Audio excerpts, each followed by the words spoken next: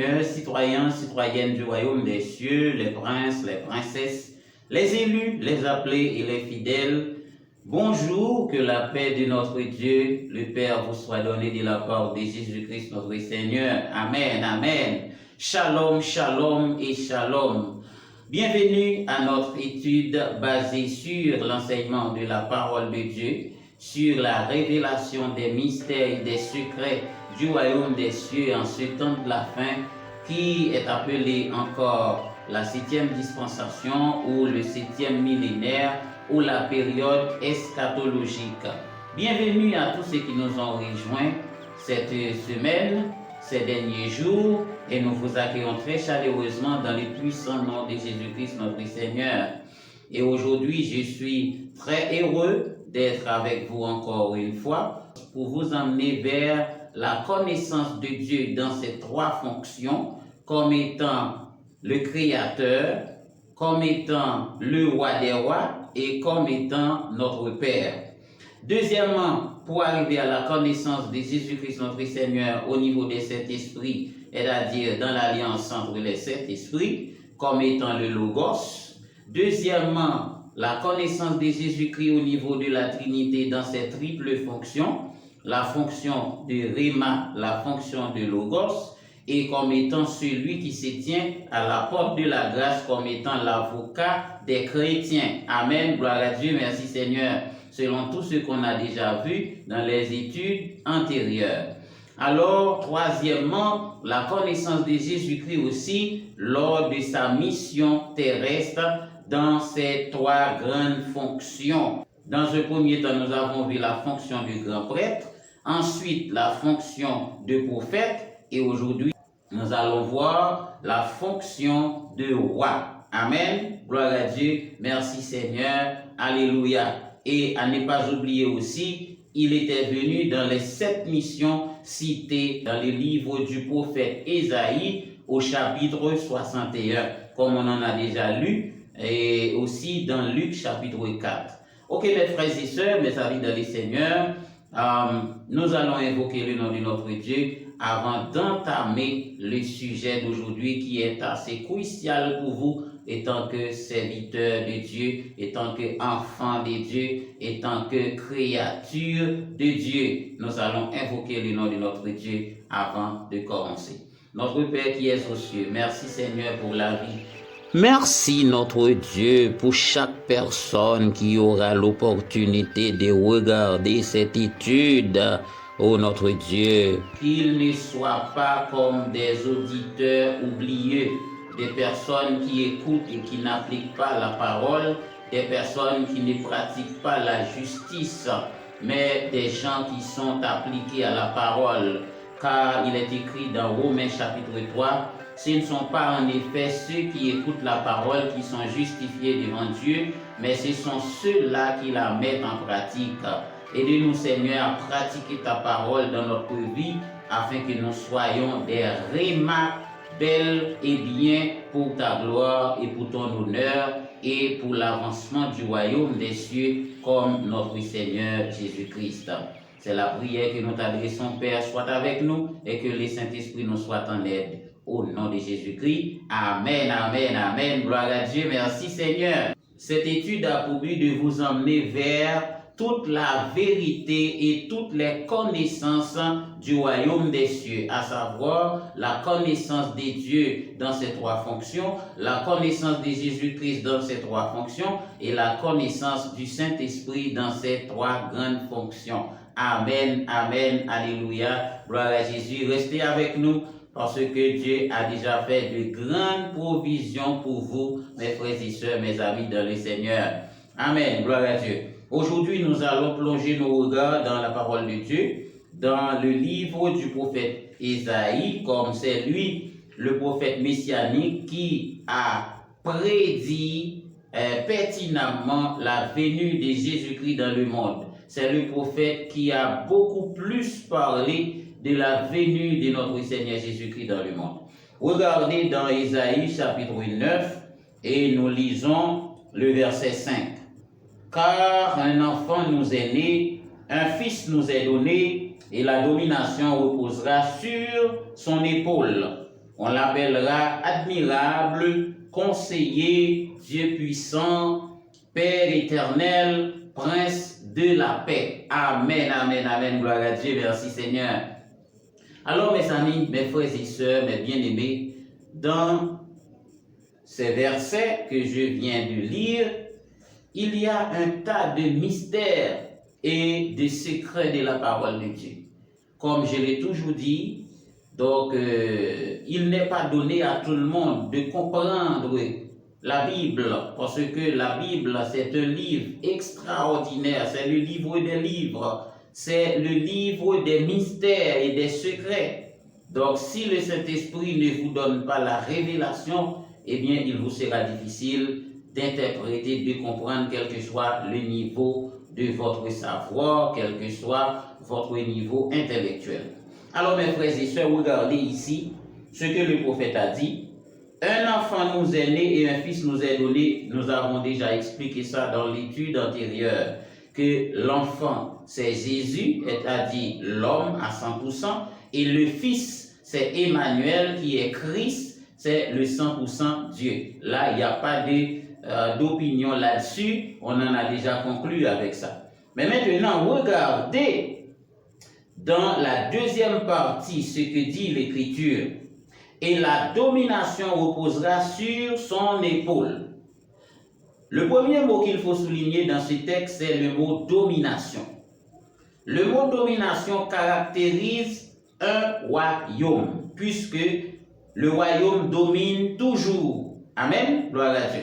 Le mot hébreu qui traduit royaume, c'est bien sûr le mot rada. Le mot rada, mes frères et sœurs, signifie gouverner. Le mot rada signifie contrôler. Le mot rada signifie administrer, gérer. Donc, c'est-à-dire que le prophète Ésaïe a bien mentionné ici que le Fils aura pour mission de gouverner. Il aura pour mission de contrôler. Il aura pour mission d'assujettir ou bien de fouler aux pieds. Parce que le roi domine un peu partout où il passe, il domine parce que c'est le roi, le gouvernement royal. C'est très très profond, mes frères et sœurs, mes amis dans les seigneurs. Et de l'autre côté, non seulement le mot rada en hébreu qui traduit dominer, contrôler, assujetti, administrer, le mot qui traduit royaume, c'est le mot mamlaka.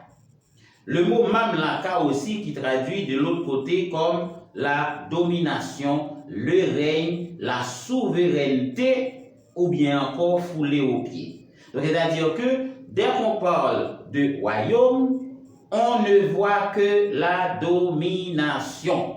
Parce que le roi est maître de son royaume. C'est le roi qui prend toutes les décisions. Toutes les décisions appartiennent au roi. Elle a dit, s'il veut votre fils, s'il veut votre fille, vous n'aurez pas le choix que de lui emmener. Donc, parce que le roi ne joue pas, le roi domine, le territoire c'est sa domination. Si le roi veut votre maison, si le roi veut votre terre, si le roi veut votre propriété, donc vous n'avez pas le choix que de lui céder tout cela, que de lui donner tout cela, que de lui rendre tout cela. Il n'y a pas sorti de là. Et c'est pourquoi vous allez comprendre, lorsque Jésus était sur le point de rentrer triomphalement à Jérusalem, il avait donné l'ordre à Pierre et quelques disciples, et il les avait dit d'aller quelque part, de lui emmener un jeune ânon qui se trouvait sur le bord du chemin. Et Jésus en a précisé pour dire que si son propriétaire vous demanderait, mais qu'est-ce que vous faites? Eh bien, vous lui direz que le maître en a besoin. Amen. Gloire à Jésus. Elle a dit le maître, c'est le roi, puisque le roi domine, puisque le roi gouverne, puisque le roi assujettit. Donc, tout ce qui se trouve sur son territoire lui appartient, même lorsque vous êtes là, même lorsque c'était votre propriété. Mais quand le roi en a besoin, vous n'avez pas le choix que de lui rendre. Amen. Gloire à Dieu. Donc tout cela c'est pour vous expliquer ce qu'on appelle la domination du roi, le règne ou encore la souveraineté du roi. Mais le prophète Ésaïe ne s'arrête pas là. Non seulement il parle de la domination de celui qui devait venir, à savoir Jésus-Christ, la domination reposera sur son épaule, mais il a précisé que on l'appellera admirable, ça fait 1, comptez avec moi, conseiller, ça fait 2, troisièmement, Dieu puissant, ça fait 3, Père éternel, ça fait 4, Prince de la paix, ça fait 5. Si vous vérifiez, vous allez trouver 5 noms d'identité. Le prophète Ésaïe a bien précisé les 5 noms d'identité du roi. Pourquoi les 5 noms? C'est là le grand mystère et le grand secret de la parole de Dieu, mes frères et sœurs, mes amis dans les Seigneurs. Le chiffre 5, c'est le chiffre du Saint-Esprit. Donc, le chiffre 5, c'est la clé du monde physique. En revanche, celui qui doit venir dans le monde doit posséder nécessairement ou bien obligatoirement cette clé du monde physique. Voilà comment cela se fait. Le monde spirituel est différent du monde physique. Elle a dit, pour chaque étape, eh bien, il y a des barrières, il y a des clés. Donc, il faut avoir des clés dans le monde spirituel pour franchir chaque étape. Il en est de même, pour venir dans le monde physique, vous devez avoir la clé du monde physique. Et lorsque vous allez retourner dans le monde spirituel, il vous faut également le passage pour entrer dans le monde spirituel. À chaque étape, il y a des clés, il y a des limites, il y a des barrières. Alors ce n'est pas sans raison si vous voyez les 5 doigts de la main. C'est exactement la clé du monde physique. Donc peut-être autrefois, vous n'avez pas su ce que cela représentait, les 5 doigts de la main ou bien la main.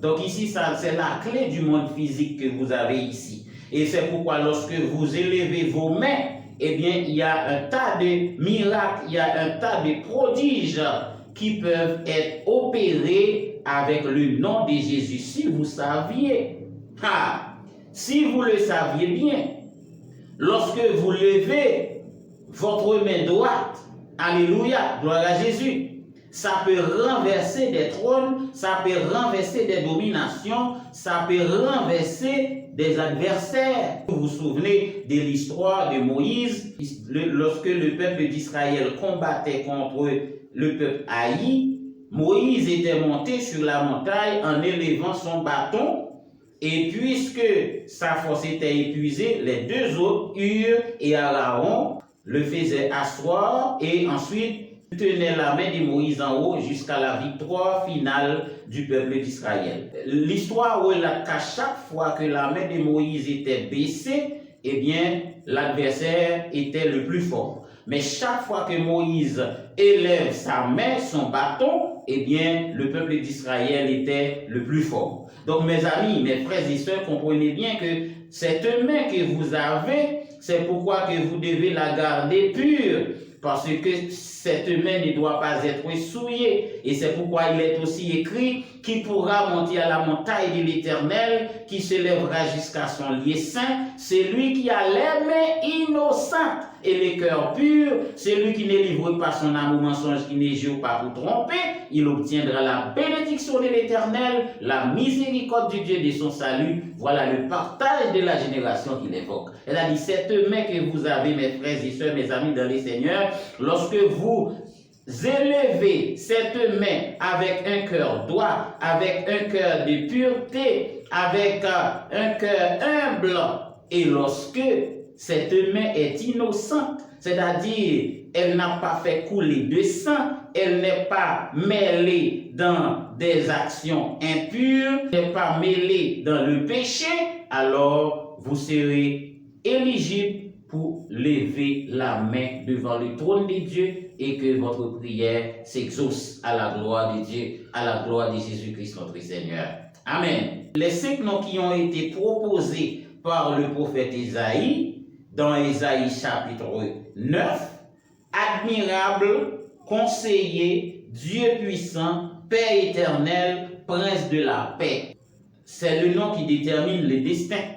Donc le nom que vous avez porté détermine votre destin. Et c'est pourquoi tout au long de la Bible, nous avons pu constater que Dieu a changé le nom de certaines personnes pour les donner d'autres noms, c'est-à-dire des noms qui sont attribués à leur destin ou bien avec la mission pour laquelle ces personnes-là ont été appelées par Dieu. Donc, c'est-à-dire qu'on ne nomme pas quelqu'un de n'importe quel nom. Ah, ça, vous devez le savoir, mes frères et sœurs. On n'appelle pas ses enfants de n'importe quel nom parce que, tout simplement, le destin de l'enfant, le destin de la personne se trouve dans le nom qui lui est donné.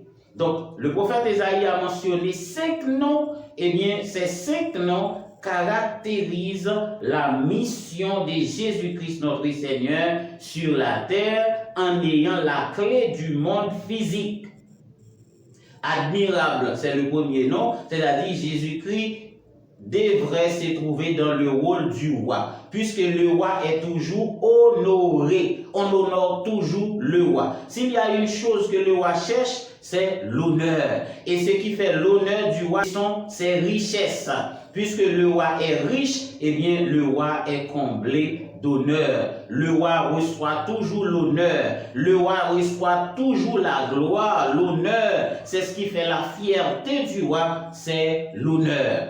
Donc c'est pourquoi que le prophète a dit, on l'appellera admirable, c'est-à-dire celui qui est honoré. Lorsque Jésus-Christ était sur la route pour se rendre à Jérusalem triomphalement, vous avez pu constater combien c'était émouvante, et des gens qui se déshabillent, qui tendent sur la route des feuilles de palmier, des vêtements pour que Jésus passe dessus sur un âne. Amen. Gloire à Dieu. Donc Jésus était glorifié, Jésus était admiré lors de son entrée triomphale à Jérusalem, acclamé par la foule, acclamé par toutes les catégories des gens, sauf les pharisiens qui étaient des hypocrites. Mais que vous ne soyez pas des hypocrites vous-même, parce que vous êtes des enfants de Dieu, vous êtes des fils et des filles de Dieu, appelés pour le royaume des cieux, appelés pour travailler, pour grandir le royaume de Dieu. Amen, alléluia, gloire à Jésus. Les 5 noms, je le répète, signifient les 5 destins pour lesquels Jésus était appelé à venir dans ce monde. Premièrement, nous avons vu qu'il devait être le roi. C'est pourquoi on l'appelle admirable. Psaume 2, le verset 6. C'est moi qui ai oint mon roi. Sur Sion, ma montagne est sainte. Je publierai le décret. L'Éternel m'a dit, tu es mon fils, je t'ai engendré aujourd'hui. Donc, c'est Dieu lui-même qui a oint Jésus-Christ comme étant le roi.